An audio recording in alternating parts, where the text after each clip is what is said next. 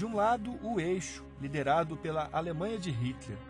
Do outro, os aliados, Inglaterra, Estados Unidos, União Soviética, China. O pano de fundo, um conflito, a Segunda Guerra Mundial.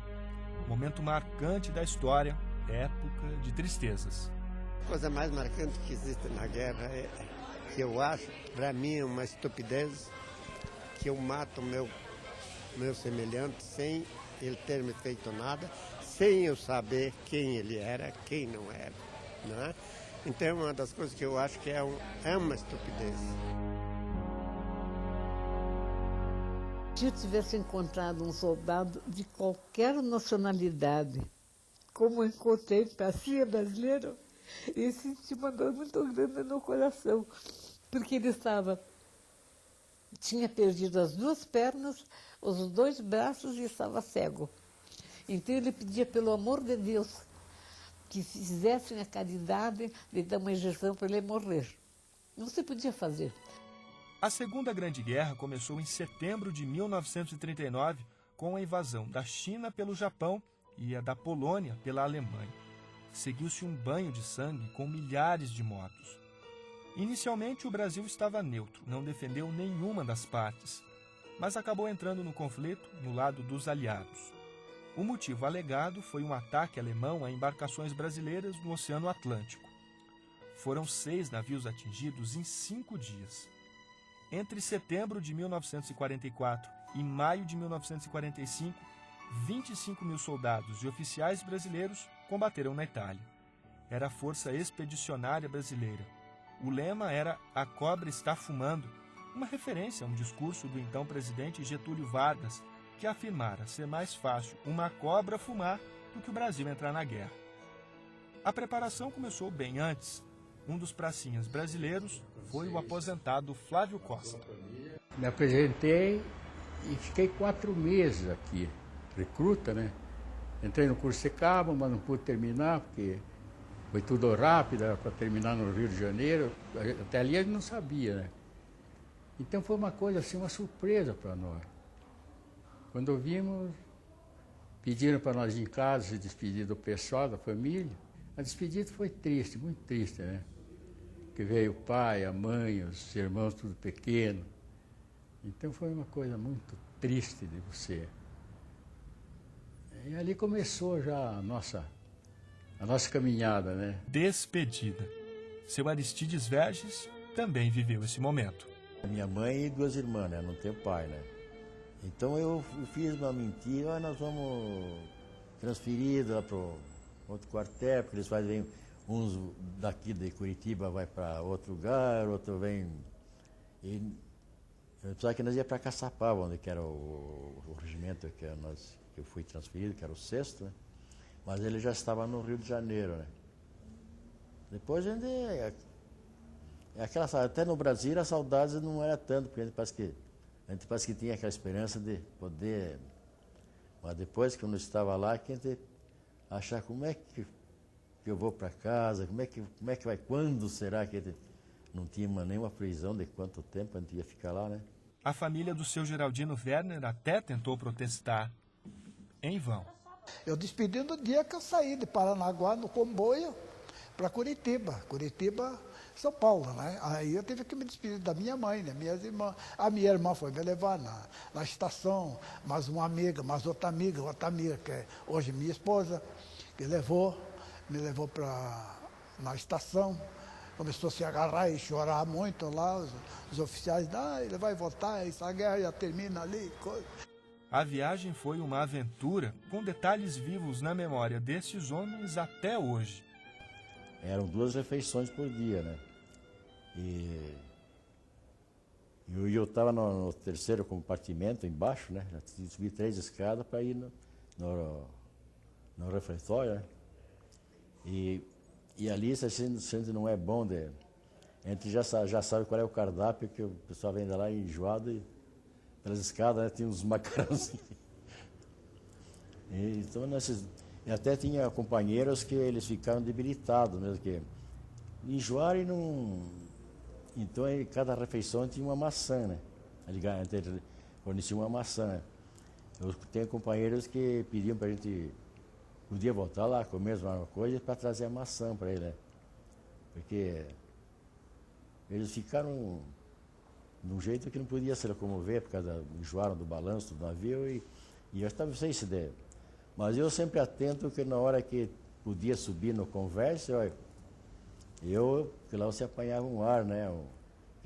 Dentro do navio era muito quente, né?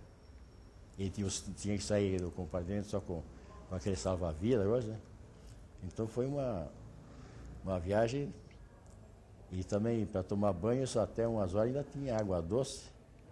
Depois acabava a água doce, era melhor eu ficava conversando lá porque era mais fresco, mas com água salgada não dá para. Então nesses 15 dias e noites que nós viajamos, teve essas condições que. E como eu já falei que na entrada do Mediterrâneo, eles anunciaram que nós íamos embarcar em Nápoles. A comida, a refeição era limitada, comida adocicada, uma vez por dia, de manhã o café, e à tarde então fazia-se um lanche, e o almoço era adocicado. Por que era meio adocicado? Para evitar que todos tomassem muita água, porque foram dia 22 a 6, você vê que foram 14 dias de viagem consecutiva, dia e noite. Então, ninguém podia fumar à noite, ninguém podia acender luz à noite. O navio praticamente navegava quase às escuras, só com luzes especiais, né? E tudo bem armado, os cruzadores comboiando nós, atrás, na frente, do lado, para evitar que um submarino maluco daqueles submergisse e trocasse um torpedo. O navio era muito grande, mas fazia miséria e podia botar no fundo. O navio daquele com essa tropa toda era de uma responsabilidade muito grande. Até no momento não tinha mais pessoas que, não sei por que deram, que não podia ir para a África. 14 dias depois, o navio chegava ao porto de Nápoles, na Itália. A situação do lugar chamou a atenção do seu Geraldino. Mas já não era mais um porto, eram escombros de navios tombados e com planchas sobre a parte do porto destruído, aquelas planchas em cima dos cascos do navio tombado, para ir a tropa ir saindo. Então era uma coisa terrível você ver um porto todo totalmente destruído, navios no fundo, só com a chaminé de fora, os machozinhos, aqueles navios bonitos, tudo destroçado, o porto. Então tinha que improvisar, né? Aquelas planchas para a tropa desembarcar. O porto totalmente destruído, casas, coisas terríveis que tinha acontecido ali, bombardeios, que acabaram com tudo. Era outro porto mais destruído ainda do que Nápoles, porque a guerra ali estava no auge, né? E aí, no caminho que nós íamos para o acampamento de São Osório, era só destroços, tanques, carros de assalto, caminhões, canhões, destruídos nas beiras das estradas, sabe? Abandonado dos inimigos, né? Inimigos e amigos também, tinha de tudo ali. Algumas semanas depois, começaram as patrulhas, os combates. Andar pelo solo italiano era um desafio. Mas acontecia, era muito perigoso, viu? Você entrar num terreno, em casa, assim, era tudo minado. Entramos nos acampamentos, o acampamento era uma cidade, tipo, uma cidade militar de barraquinha. Tudo barraquinha de 2. E ali nós ficamos aguardando. Então aquilo ali, desse terreno, tem o bosque do rei de Pisa, príncipe, o rei de Pisa lá, né?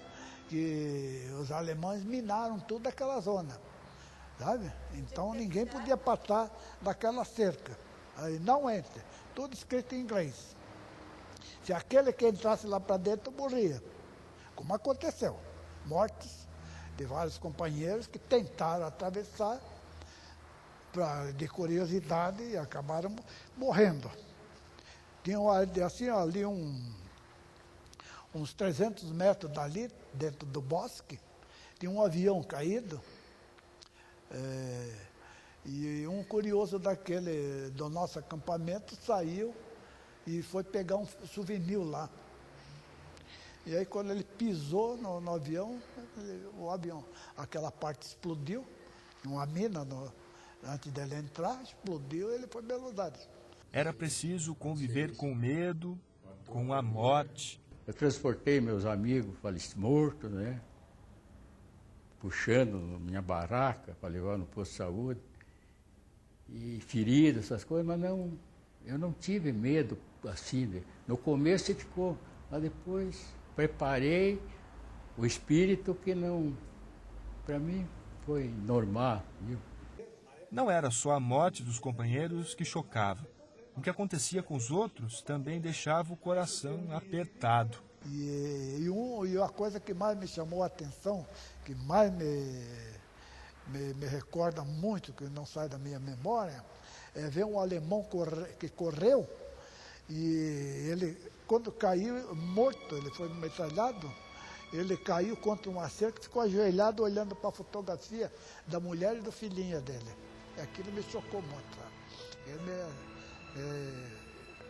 Dá uma emoção tão grande de ter visto aquilo ali, sabe? Um dos momentos mais lembrados na participação brasileira na Segunda Guerra foi a Batalha de Monte Castelo. E às 8 horas começou com o ataque ao Monte Castelo. E os alemães antes já estavam bombardeados, porque já tinham previsto o movimento de tropas que estavam se acumulando naqueles front.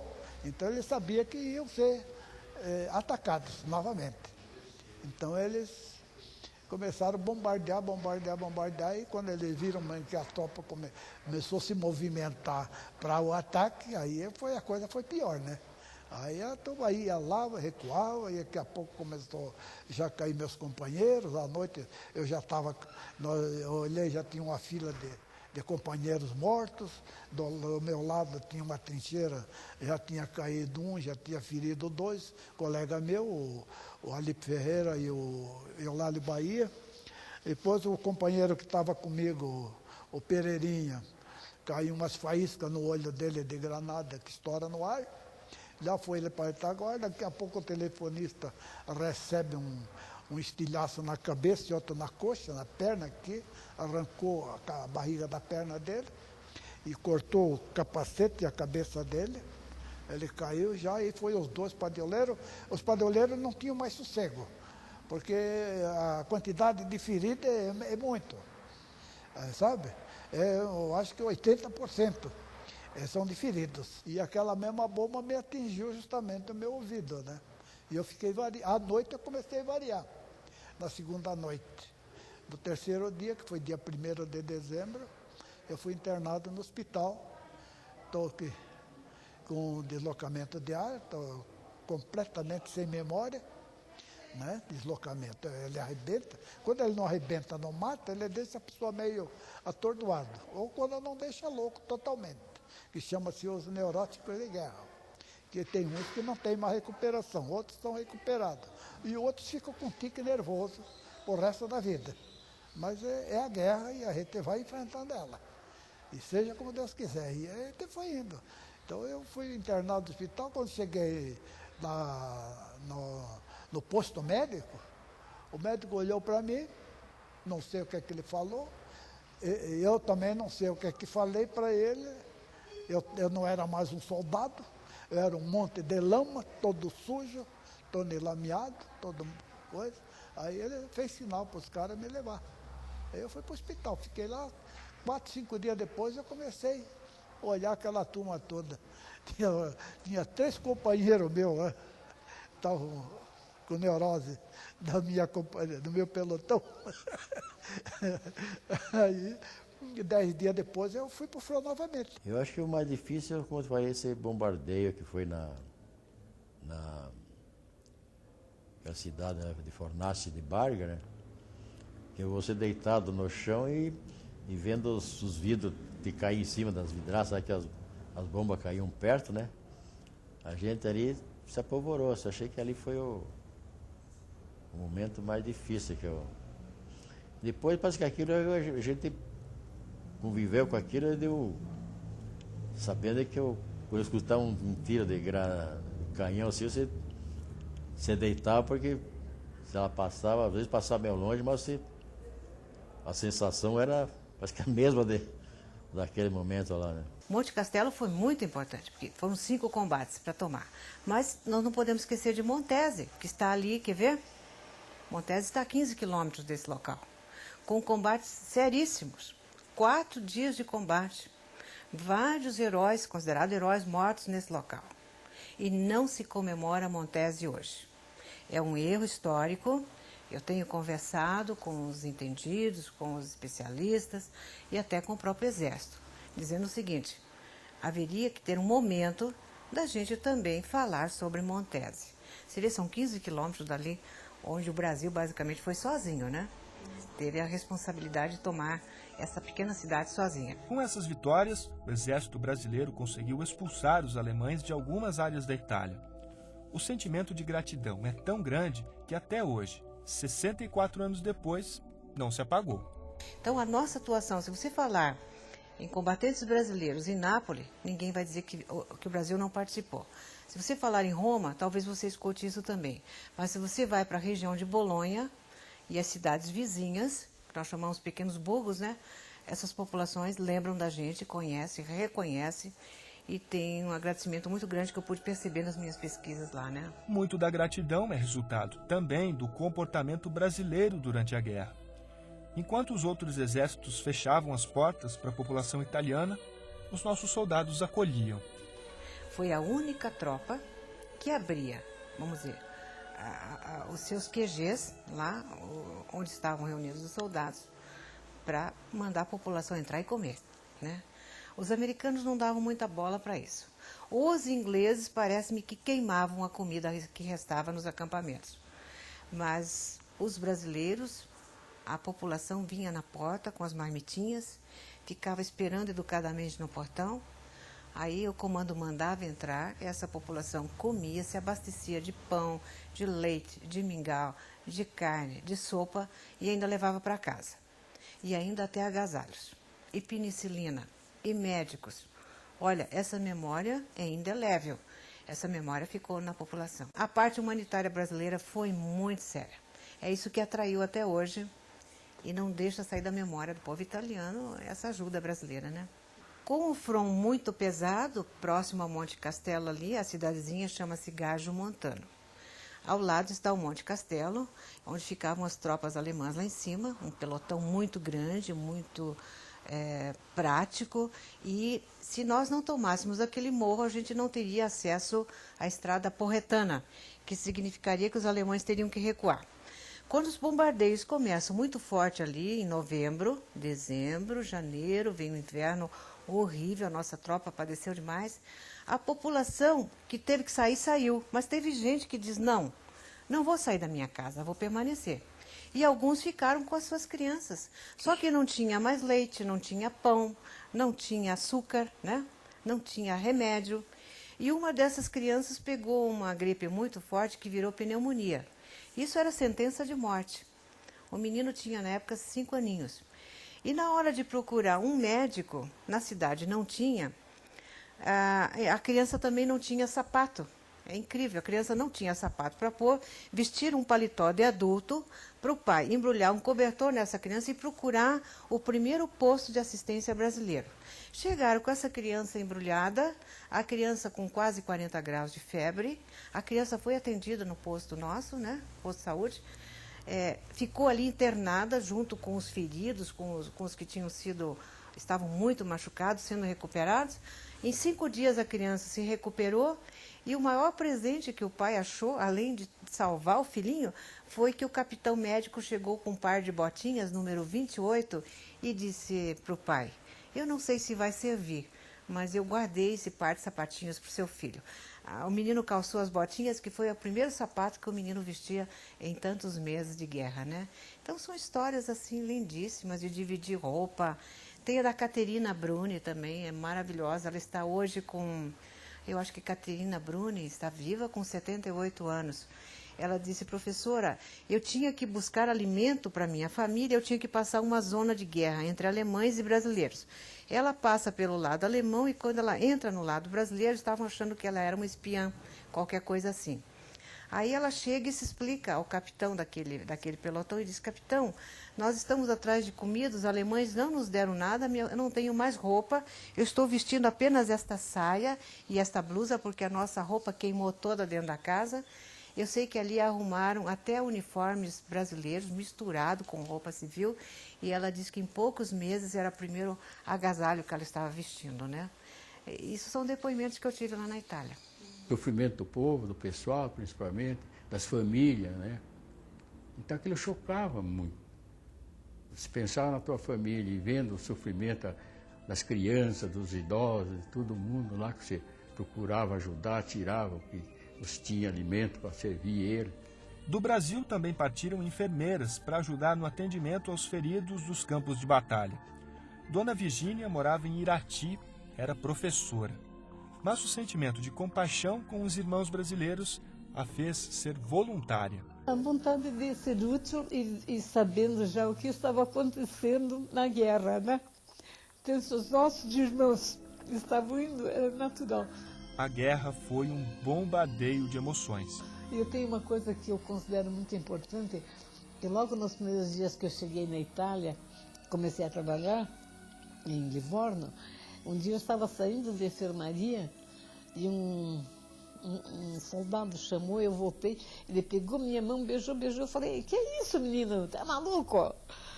Ele disse, a senhora não pode fazer ideia, eu quero ouvir uma voz feminina falando do lado da gente, porque as americanas eles tratam bem, mas elas não nos entendem.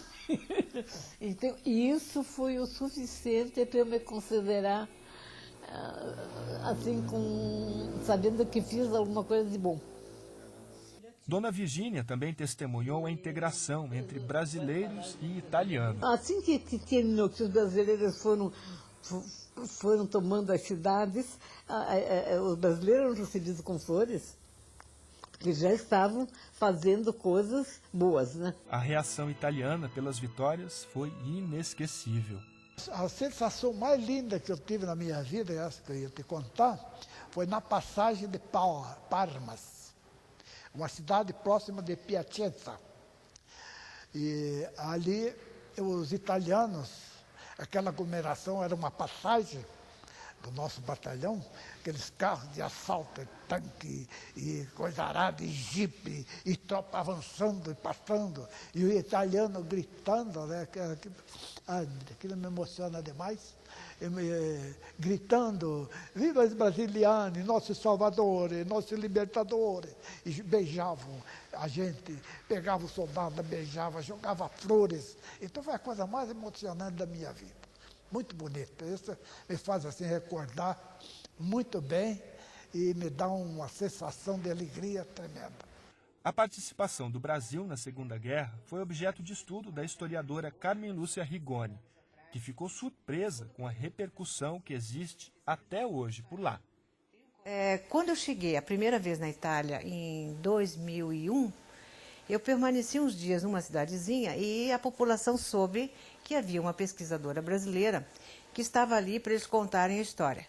Quando eu saio do hotel e chego na biblioteca, onde tinha gravador, filmadora, como vocês estão fazendo aqui agora, gente, tinha fila de pessoas, jovens, velhos, crianças, moças, sacerdotes, para contar para a pesquisadora brasileira as coisas que eles tinham vivenciado na guerra.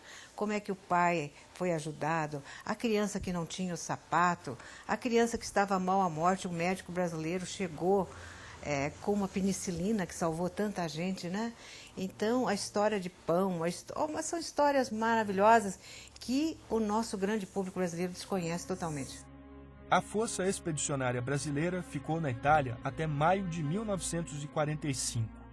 456 bravos homens não voltaram. Um deles, o paranaense Max Wolff Filho, durante uma missão na região de Biscaia, foi atingido no peito por uma rajada de metralhadora por soldados alemães. Ganhou várias homenagens pós-mortem, como as medalhas de campanha de sangue e cruz de combate. Monumentos na Itália também fazem referência à participação brasileira na guerra. Então, nós estamos inseridos no rol de heróis, porque eles têm a cultura da guerra, nós não temos. A guerra aconteceu na terra deles. Quantos morreram? Quantos ficaram sem as suas propriedades, as suas casas, né? E quando os brasileiros foram entrando, hoje, se você visitar essa região de Bolonha, foi o que me espantou, e a minha dissertação de mestrado é em cima dos monumentos que foram feitos para eles na Itália. Monumentos maravilhosos, expressivos. Na minha dissertação eu não falei nem nas placas que existem para brasileiro. Eu falei dos monumentos. E, de repente, num local, você imagina a importância para nós brasileiros. Se nesses locais, principalmente próximo a Bolonha, passaram mais de 200 mil soldados de várias partes do mundo, eu só consigo estar vendo um monumento para brasileiro. Então, esse soldado tem que ter algo de bom. É apaixonante, né? O historiador não podia se apaixonar tanto pela história. Mas, de repente, você vê o grau de agradecimento de uma população que não fez monumento para inglês, né? Não fez ainda para o polonês, embora merecidamente deveriam ter. Esses dias foi que eu soube que fizeram um monumento para os americanos.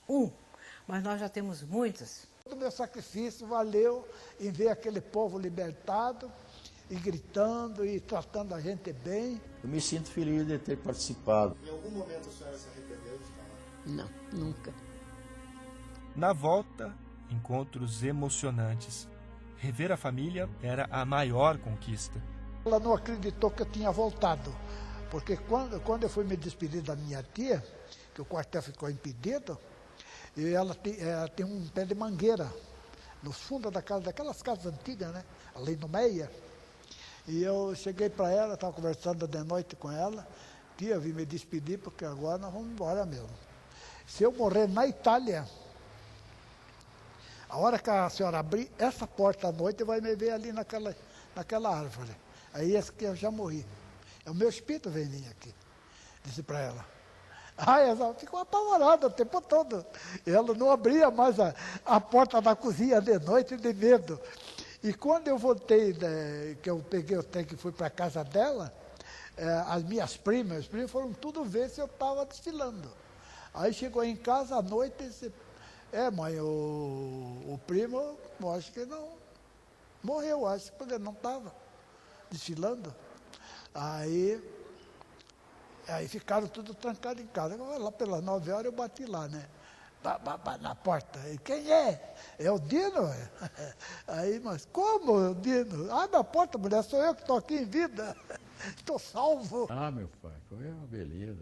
Poxa, coisa de louco. Então, eu quando desembarquei aqui em Curitiba, já meus parentes, meus primos e tia e tudo, meu pai morava lá no bairro do Pilarzinho, né? Então já fizeram uma caravana aí, foram comigo lá na casa do pai, né? E a chegada lá, então, foi uma coisa de louco. Daí começou a chegar o pessoal para me conhecer, né? As histórias são relembradas em encontros como este, no Museu do Expedicionário, que fica em Curitiba.